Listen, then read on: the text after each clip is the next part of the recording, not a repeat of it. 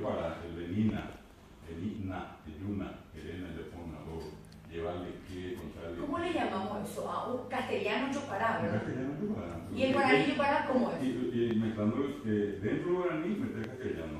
Y el castellano cuando metemos guaraní, estamos haciendo chocará, que en algún momento nos dijo Jonio, o Jonio no sabía.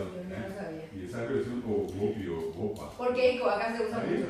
El porqueico. Hablar de Ico guaraní, la Eico, el Yuico, el Coico. Y esa nota se da, por ejemplo, muchas veces dice de Guapú nomás te dije. No, entre nosotros nomás, cuando habla en público no voy a decir eso, pero te sale. Sale, sí, y esa es la expresión espontánea de la gente. Popular. De Cojabe, cuesta, uno tiene que hacer un tremendo esfuerzo para que en algún momento no caiga en esa situación de mezcla. Pero en un país como el nuestro, que es bilingüe, es medio complicado. Ocurre en Canadá, donde hablan francés, inglés, o en la frontera norteamericana, mexicana, en la mezcla que hacen del inglés con el castellano. Cosas frecuentes. Mismo acá con nuestro vecino de Brasil, el famoso portuñol que le decimos. Claro, venía una vez de Bellavista al Norte y escuchaba en la radio, era una canción que decía, ya está la chonete. La chonete es portuguesa, ya está guaraní. Y es guaraní portugués y también portugués castellano. ¿Sabes qué, don David? Eso ocurre mucho en Sao Paulo. Yo viví 5 años en Sao Paulo y eso ocurría mucho con los paraguayos, porque normalmente los que van a Sao Paulo a trabajar en costura son de tierra adentro y ellos hablan solo guaraní, se van allá, aprenden portugués y hablan así mismo. Ya yantaco pujaré, y vos decís, yantar es cenar, ya yantaco pujaré. Yo decía, Dios mío, era una locura. Así hablan los paraguayos en Sao Paulo. Sí, ya llegó a tener borracharía. Yo como me tengo borracharía, ya te gustaba en ellos. Así mismo. ¿En qué momento, don David, iba a decir, vamos a fundar un ateneo de lengua guaraní? ¿Cuándo surge esta idea? ¿Cómo el guaraní llega a tu vida? ¿Por qué te apasionas por el guaraní y estudias tanto el guaraní? Y sobre todas las cosas yo estuve hablando en términos de lo que las circunstancias de la vida me presentó en algún momento, la posibilidad de ingresar al colegio nacional en la capital. Y teníamos Asunceno, y estando allí tuve la posibilidad de elegir entre el inglés, francés y el guaraní. Y por aquello que era más fácil hablar guaraní, usted por guaraní, tuve la suerte de estudiar 6 años guaraní allí, teniendo como profesor un tipo que en algún momento fue una leyenda, que nos movía por todas partes, que era Pedro Moliniers. Pues a Moliniers después nos pidió, a todos los que terminamos 6 años después, estudiar el profesorado guaraní. Y allí nos fuimos a estudiar guaraní, nos recibimos profesores, otra vez la mano del fuimos a la Facultad de Filosofía de la Universidad Nacional, donde está la licenciatura más antigua en lengua guaraní. Volvimos a terminar y estando allí fue con un grupo de compañeros, amigos, nosotros decidimos fundar lo que era el Ateneo de Lengua y Cultura Guaraní. ¿Cuántas personas más o menos dijeron vamos a fundar? Y cuando estuvimos 3. ¿Eran todos compañeros? Éramos compañeros, uno de los 3 finalmente se dedicó a ser veterinario, pero continuamos 2, ¿verdad? Y de allí la historia no paró porque hoy ese trabajo nuestro llegó a 100 distritos en el Paraguay. Villarrica es uno de las ciudades más antiguas donde empezamos a trabajar. Empezamos en el año 90 acá. Formamos muchos profesores porque aparte de los departamentos estamos trabajando en Iturbe, en Coronel Martínez, también en UNI, ¿verdad? Y por citar solamente algunos de los lugares donde formamos profesores acá. Sí. En total, desde la creación del Ateneo en 1975... Desde un principio, perdón que te interrumpa, desde un principio cuando se pensó en ese Ateneo se pensó en crear para formar profesores, para expandir semillas, ¿verdad? Efectivamente. Lo más importante para que el guaraní tenga, digamos, un soporte fuerte, gente que pueda sostener la discusión inclusive de por qué enseñar guaraní. Sí. Necesitamos formar gente, formar académicamente, y eso hicimos.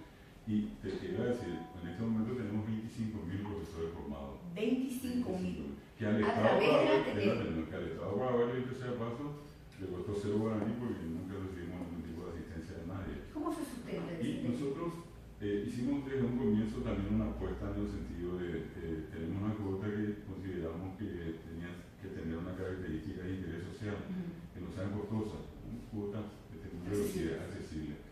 Y eso permitió... Es como un aporte social también, para que la gente estudiar, ¿no? En ese sentido, es decir, nosotros no echamos la regulación aquella famosa de cobrar caro, ni mucho menos, y sabiendo que nuestro, digamos, público, en este caso, interesado en acceder a los cursos, eran los docentes, o personas que por distintos motivos no podían salir de su comunidad. Sí. Estamos hablando de comunidades que son muy distantes, muy alejadas. Y llegamos hasta esos lugares, formamos a la gente y hoy gracias a ellos se puede hablar. Es lo mismo que existe la entrada del programa, sea ni Guaraní, sea ni Ecuador. Hoy hay un despertar, hoy de esa mujer.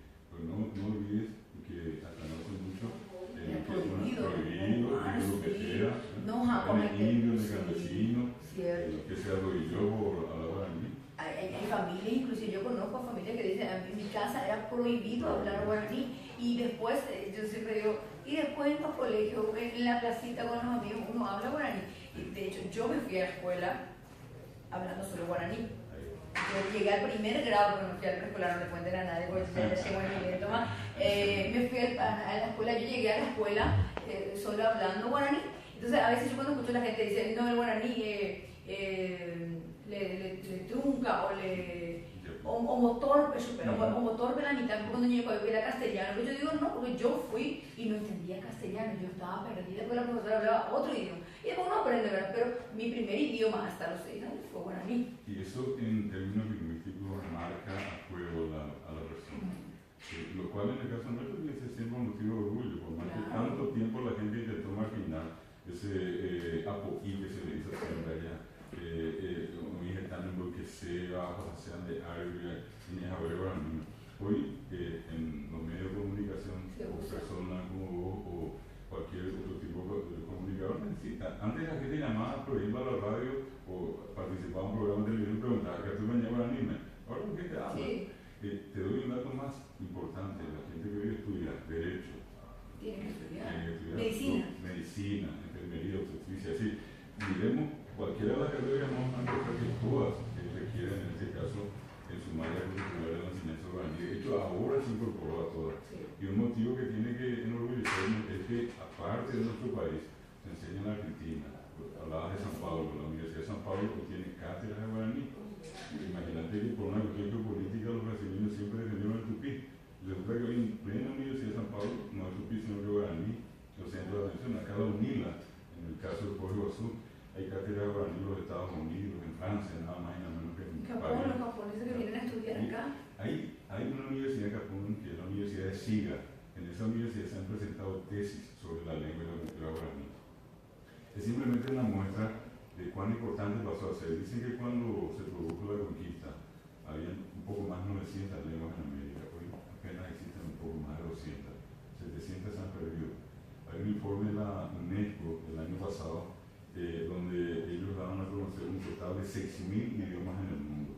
De los 6.000 idiomas, un poco más de 3.000 estaban en peligro de muerte. Y lo peor del informe decía, cada 15 días muere un idioma en el mundo. La cuestión es que cuando la gente después comienza a averiguar, está muy bueno, no está por suerte en ese grupo lo que van a morir porque hoy en el Mercosur se habla de 10 millones de guaraní hablantes. Se habla, yo estudio ingeniería comercial, estoy en el 4º año y nuestra profesora este año tuvimos clases de guaraní, ¿verdad? Sí. Y nosotros el idioma moderno, y nosotros, vamos a hablar el idioma moderno. El idioma moderno es guaraní hoy, todo el mundo quiere estudiar. Entonces, me siento re cool porque yo sé hablar el idioma moderno. Chuchuchetei, mañana igual a guaraní. Apenas con la como mandar el Reina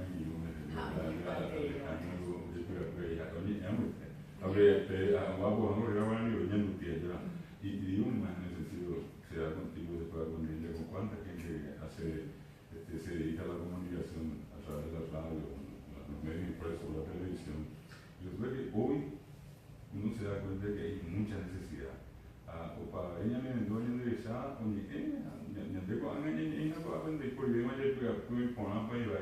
incluso lastimosamente se instaló una especie de temor, que probablemente te habrás dado cuenta que muchas veces no le pregunta a la gente qué idioma habla, y el hecho de esa fuerte actitud colonialista quedó el dicho que no hablamos guaraní, que solamente los profesores hablamos guaraní. No, sé que para mí también. Y en realidad tenemos las dos estructuras. Yo puedo darte un ejemplo muy sencillo y que vos pasaste cuando decías que fui a la escuela hablando guaraní.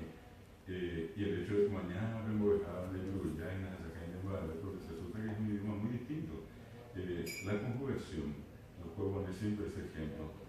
Vos, desde que naciste hasta llegar a la escuela, vos usabas prefijos, vos tenés un verbo como guatá. ¿Y qué haces?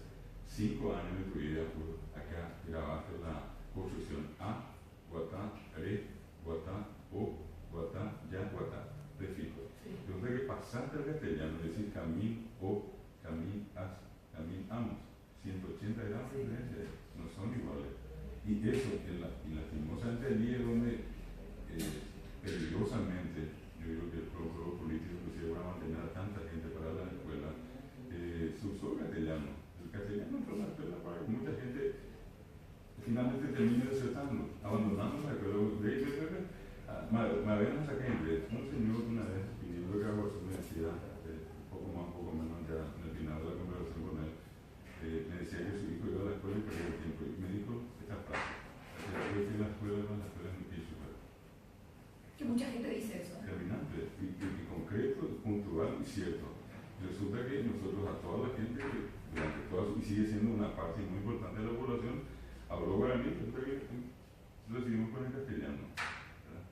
Es más, puede haber mucha gente en el Paraguay que tuvo este año de la lucha grave y tiene generaciones de decir castellano, la invita guaraní, y eso no es nada malo. Es una decisión. Es una decisión, y tampoco podemos obligar a nadie a ir contra su propia cultura, contra su propia identidad. Por suerte, hoy hay digamos, este despertar que hablamos y nos damos cuenta que los dos idiomas son oficiales y que por lo menos existen espacios, incluido este, que yo particularmente te agradezco este gesto de recibirnos y hablar un poco ahora en el programa, es justamente algo como esto.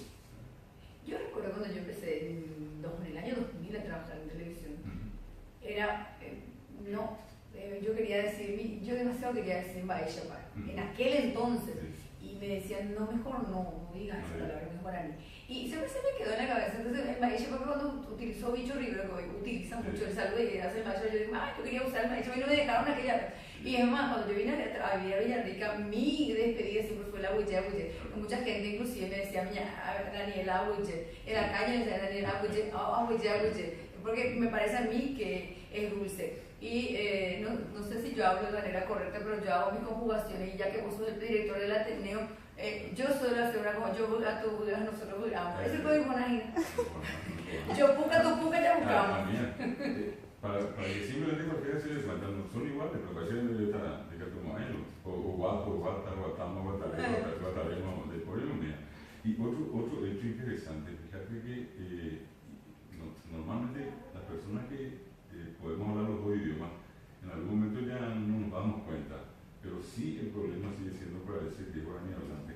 El que nació y habló guaraní, en el adjetivo, por ejemplo, decir poná, son las 10 y poná. Lo que en castellano, después se arma el desastre para usar criaturas si es que nadie le alertó o le mostró. Ve que va a tener que decir lindos, lindas, lindos, lindas.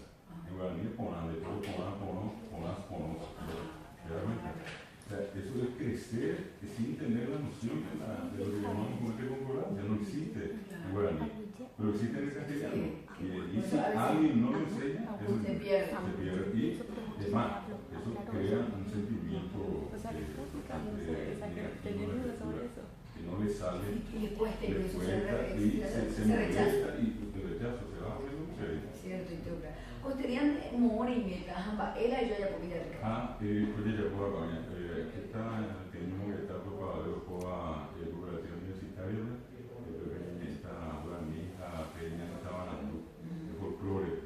Pero que están, que hablan de poca escuela, en Bahía de ya pequeña en gama, isu, caso de Curumia, porque verdad, a veces ya eso ahorita de cómo existe, va con este de la imagen, la una cosa notable es que un tiempo hasta se decía que muchas de esas prácticas estaban desapareciendo y llama la atención que todo vuelve. Un gasolín o un yoparán en el día de acá de octubre. En la Asunción, me imagino que acá en el centro de Villarrica, ocurrirá que mucha gente trabaja y no tiene tiempo para parar el famoso yoparán. Entonces, pero con eso que se hizo, se revitalizó la televisión. Cierto, definitivamente. Bueno, esta conferencia, vaya, Coño Mongueta, va a ser sin costo. No te cuesta yo pagar más. No llegues por no llegues por me iba a aprovechar. Gracias. De verdad, organiza el Comité Regional Guairá, gracias a Sandrita Benítez, que fue la que nos pasó el dato para poder tener el placer de recibir aquí a don David. De verdad es un gran lujo. Le espero las próximas veces que venga a Villarrica. Hablaste de que se va a hablar de Maravillú. Vale, mira, siempre digo coñenga. De arriero de Corea y la piel de color monoquí. Se gusta. De arriero ahí, ¡ay! Pobre. Eso, por ejemplo, yo no le diría jamás a mi próximo invitado, arriero ahí, no, eso no le diría porque no es así. Mira, es una calecita. Ay, qué anda ella, Virginia, ¿algo imponaba? Le digo la mía, o sea, hoy vengo yo ya, mi coraje, eu tenho se ama se senhora da eu cuide do aí na mão de tributar agora me pensar já hoje pensar hoje que eu de saco na ama da minha que teria mini e pona de eu posso cunhar uma minha linguagem tá aí mini é possível vai cunhar mas me não vejo nada de eu solamente sí debe a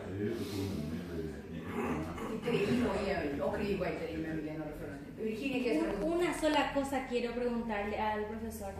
¿Se dice ahuye o ahuye? Es ahuy. Ahuy, porque muchas veces se pronuncia mal. Y algo muy importante en eso, en el recato que ella usa esa palabra, porque nosotros en términos, digamos, de guaraní que hablamos los paraguayos, es gracias, de muchas gracias, de ese origen. Pero dentro de las comunidades indígenas, donde está el verdadero sentido de la palabra, el ahuye es un estado de gracia, un estado de plenitud. Es como decir la perfección de una persona. La persona viene a la tierra y busca su tecocatú. Y cuando va sumando buenas acciones, él llega al final, al cúmulo de todo eso. Y ese cúmulo se llama ahuye. Es un estado. Yo vivo en ese estado. Y probablemente porque ahora entendí. Puedes seguir diciéndome ahuye. ¡Qué gusto!